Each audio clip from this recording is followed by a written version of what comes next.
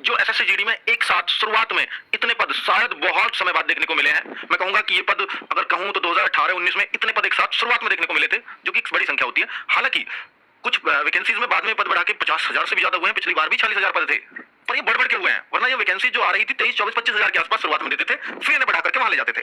अब आप देखो कि 39,481 अगर अभी आ गए हैं, तो जाहिर सी बात है, हो सकता है कुछ डिपार्टमेंट से अभी अपडेशन बाद में भी हो, तो फिर ये बाद में भी बढ़े, ये भी चांसेस हैं। तो अभी अगर शुरुआती फेज में अगर आपको 40,000 के आसपास पद मिल गए हैं, तो ये बहुत बड़ी खुशखबरी है उन बच्चों की जो एसएससी जीडी में अपना भविष्य तराश रहे हैं। तो बच्चे, अगर हम बोले कि भाई इसके बारे में दूसरी जो थोड़ा सा दुख होगा उन बच्चों, इसमें एज मांगी गई है वो थोड़ी शॉकिंग है।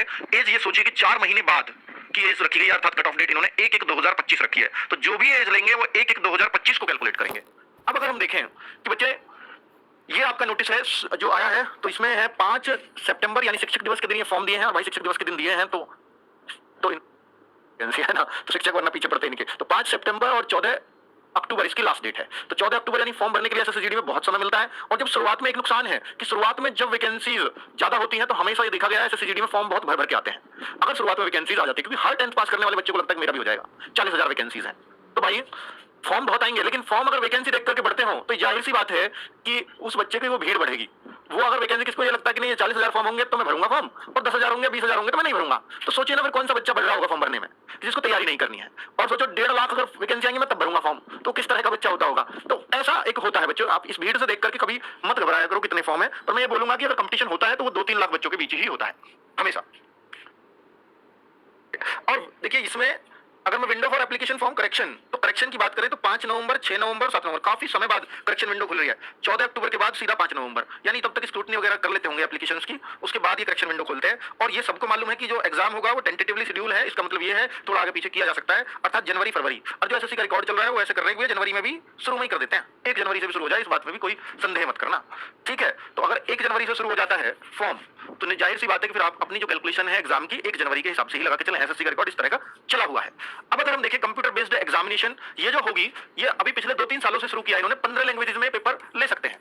15 लैंग्वेज, देखो कितना बड़ा पेपर होता होगा। एमटीएस और जीडी में ही ऐसा है कि 15 लैंग्वेज में पेपर लिया जाता है, English, Hindi and 13 regional language, तो टोटल 15 हो गई है। तो 13 रीजनल कौन कौन सी, असम में भी, असमी में भी पेपर होता है। इनका जोर इस बात पे है कि हम हर स्टेट से बच्चा सेलेक्ट कर पाए, केवल ये नॉर्थ वाले स्टेट ही ना आए, इसलिए इन्होंने स्टेट वाइज कट ऑफ लगाना शुरू किया। वरना क्या होता था कि पहले कंबाइंड कट ऑफ लगती थी और जो हिंदी वाली बेल्ट थी ऑलमोस्ट इसी के बच्चे सब आ जाते थे। तो इन्होंने बोला कि नहीं, हम सब राज्यों को अलग अलग आरक्षण देंगे और उस हिसाब से एमटीएस और जीडी में उस तरह से जाना। हालांकि एमटीएस में तो भी दूसरे तरीके से लग सकती है कि आप जो है कहीं भी भर सकते हो किसी भी स्टेट में, पर यहाँ ऐसा नहीं है, यहाँ आपको फॉर्म अपने ही स्टेट में भरना है, ठीक है। तो ये कौन कौन सी आप देख ले, बंगाली, गुजराती, कन्नड़ जो अपनी 22 लैंग्वेज है उनमें तो है ही, पर कुछ लैंग्वेज उनमें छोड़ दिया, कोंकणी, मलयालम, मणिपुरी और मराठी, उड़िया, पंजाबी, तमिल, तेलुगु एंड उर्दू, इनमें आपका पेपर आ सकता है अगर आप चॉइस दोगे तो।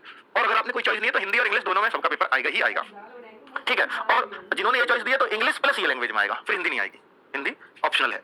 और ये बच्चे जो इन्होंने दिया है कि फिजिकल स्टैंडर्ड के बाद आपका जो डिटेल मेडिकल होता है उस पे ही हम डॉक्यूमेंट वेरिफिकेशन करेंगे, यानी मेडिकल के टाइम पे। पर इस बार क्या हुआ, ये जो मेडिकल वगैरह है कौन शेड्यूल करेगा, इसको सीएपीएफ कराएगी, अर्थात पैरामिलिट्री फोर्सेज, जैसे सीआरपीएफ कराती है, तो सीआरपीएफ इसको कंडक्ट कराएगी।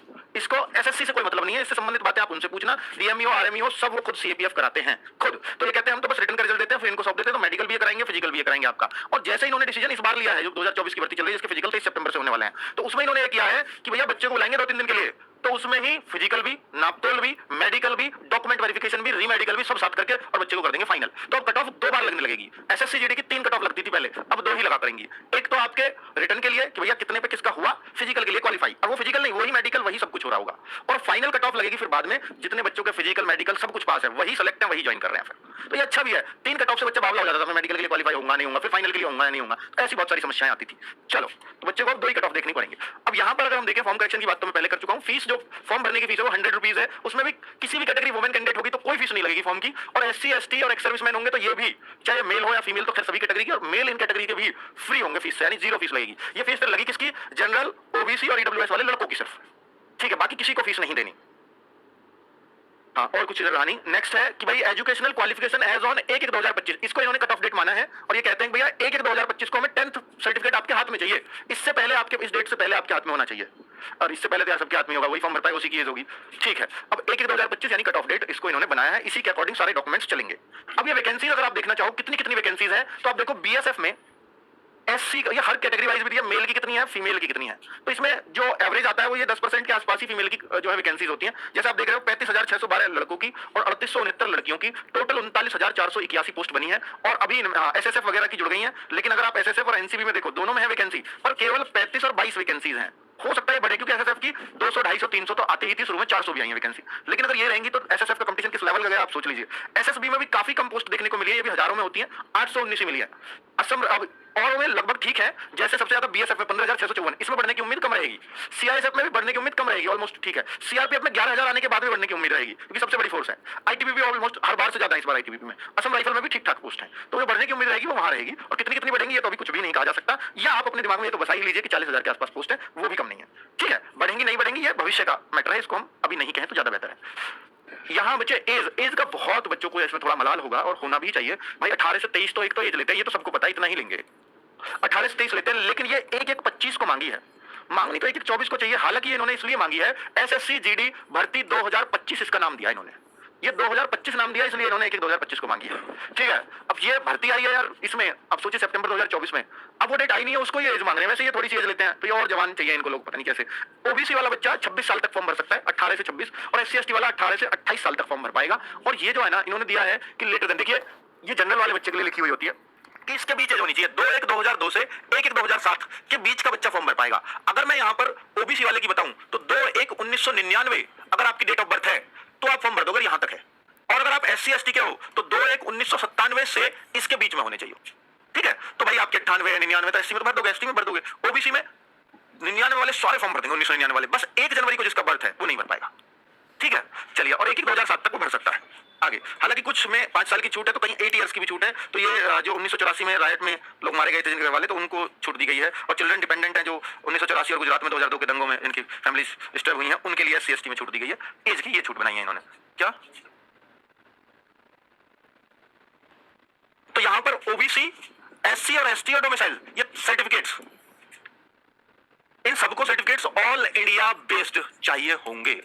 All India based, all India based मतलब अगर आप ओबीसी यूपी का ही बनवा लेते हैं, अपनी स्टेट का बनवा लेते हैं, भाई नहीं चलेगा, आपको ये सेंट्रल लिखा होना चाहिए। नहीं बने हैं बनवा लीजिए, वो कहते हैं बनवा लीजिए, हमें कट ऑफ डेट चाहिए कि 2025 से पहले आप बनवा लीजिए, वो उन्होंने कट ऑफ डेट दिया। हालांकि इसमें मुझे और देखना पड़ेगा, ठीक है, कि कट ऑफ डेट के पहले ही मांगे या नहीं। पर ये जो है एससी सर्टिफिकेट भी, एसटी सर्टिफिकेट भी, हालांकि डोमिसाइल जो है वो कभी सेंट्रल का नहीं बनता, वो अपने स्टेट का ही बनता है। ठीक है, और इस स्टेट का ही इनको चाहिए, और असम वगैरह में इसको पीआरसी बोलते हैं, परमानेंट रेजिडेंस सर्टिफिकेट। ठीक है, और बहुत सारे स्टेट में इसको डोमिसाइल सर्टिफिकेट बोलते हैं। तो भाई ऐसा मत करना किसी भी सूरत में। बहुत सारे बच्चे इधर के असम के कागज बनवाने के जुगाड़ में लगे कि वहां की कट ऑफ भी हो जाएगी। तो भाई अब ऐसे पहचानने लगे हैं, वो आपसे वहां की लैंग्वेज भी बुलवाएंगे, वहां से लोग आपसे असमिया में बात करेंगे, तो आपको 1 मिनट में पकड़ लेंगे और पकड़ के सीधा जेल है। तो इन चीजों में मत पड़ो, बजाय मेहनत कर लो उसके, बहुत बेहतर रहोगे।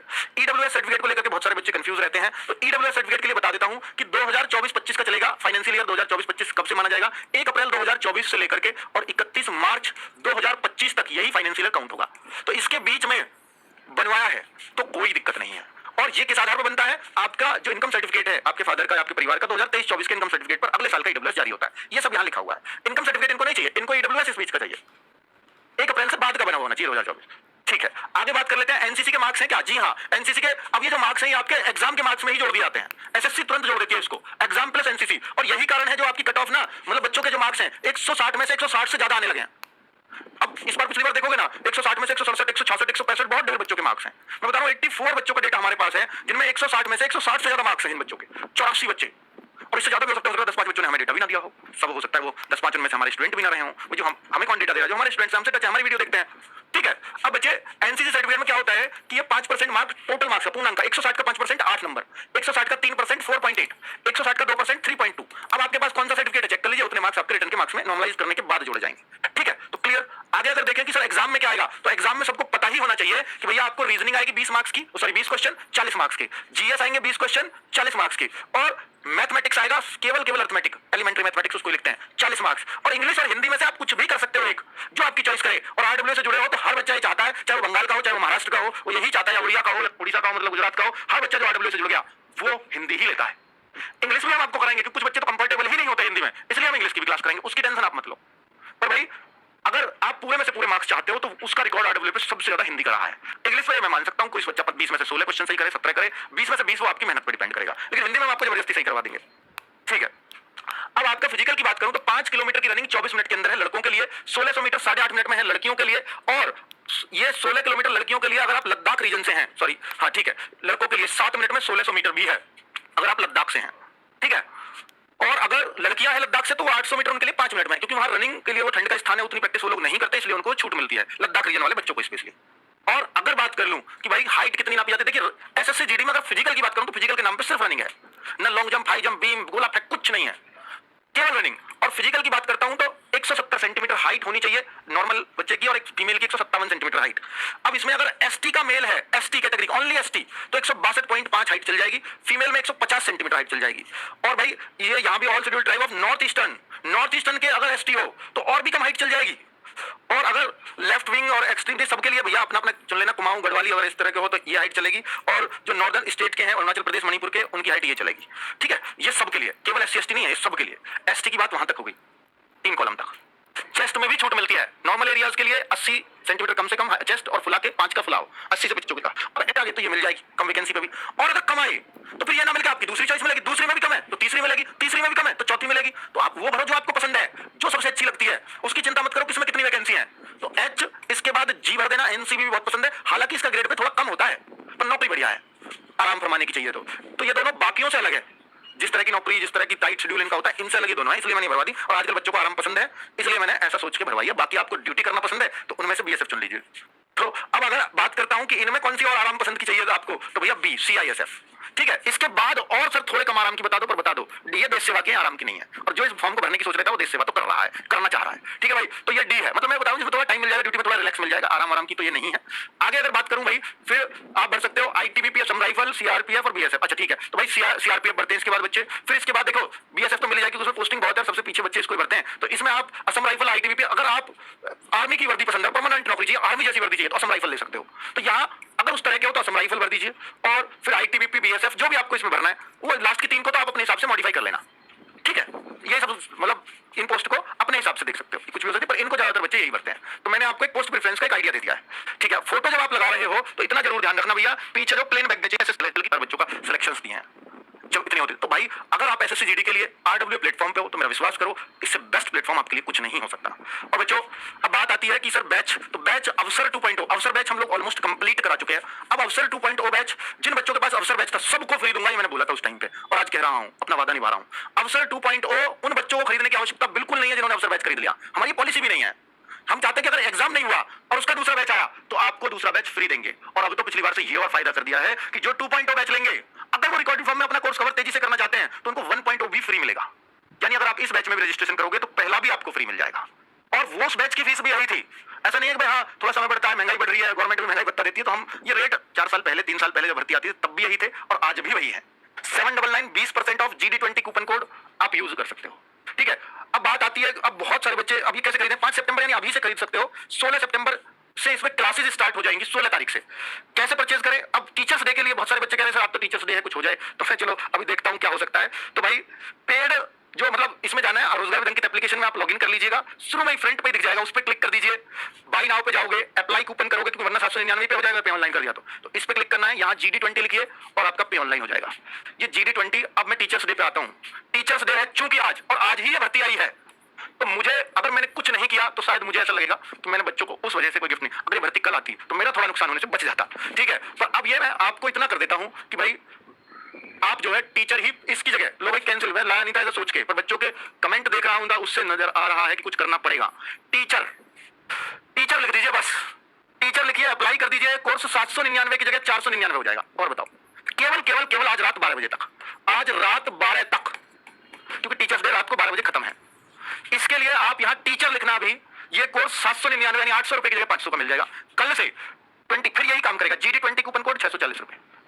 तो अगर आप इसे 140 रुपए और सस्ता लेना चाहते हो तो आज लगेगा, ठीक है भाई, इससे ज्यादा कुछ नहीं कर सकता। और भाई अब मत कहो कुछ भी, सब कुछ जो आप कहो तो सिर्फ कहो 40,000 में इन भर्तियों में एक सीट मेरी होनी चाहिए, उसके लिए जान लगा दो सर, लगा देंगे, थैंक यू। और हाँ, बुक्स की अगर आप बात करते हो, बुक्स SSC GD बुक्स, तो भाई उसके लिए आपको पता है हर महीने की 10 तारीख, 10 जैसे इस बार भी सितंबर है ना, 10 सितंबर को 10 बजे 10 AM पर ऑफर आएगा।